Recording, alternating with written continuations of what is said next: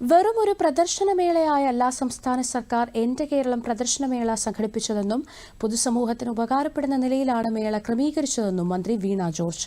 എന്റെ കേരളം സമാപന സമ്മേളനം ഉദ്ഘാടനം നിർവഹിക്കുകയായിരുന്നു മന്ത്രി. പത്തനംതിട്ട ജില്ലയുടെ സ്വപ്ന പദ്ധതിയായ ജില്ലാ സ്റ്റേഡിയം നവംബർ മാസത്തിൽ പൂർത്തിയാകും. അതിദരിദ്രരല്ലാത്ത ജില്ലയായി നവംബറിൽ പത്തനംതിട്ട മാറുമെന്നും വീണ ജോർജ് പറഞ്ഞു. അതിലൊട്ടേറെ പ്രോജക്റ്റുകൾ എടുത്തു പറയാനായിട്ട് മെഗാ പ്രോജക്റ്റുകൾ പത്തനംതിട്ട ജില്ലയെ തന്നെ സംബന്ധിച്ചിടത്തോളം ഒട്ടേറെ പ്രോജക്റ്റുകൾ അടിസ്ഥാന സൗകര്യ വികസനത്തെ ആരോഗ്യ മേഖലയിലാണെങ്കിൽ നമ്മുടെ എല്ലാ താലൂക്ക് ആശുപത്രികളും അടൂരിൽ പൂർത്തിയാകും, കോഴഞ്ചേരി പൂർത്തിയാകും, ജനറൽ ഹോസ്പിറ്റൽ പത്തനംതിട്ട, അതോടൊപ്പം റാന്നി പൂർത്തിയാക്കണം.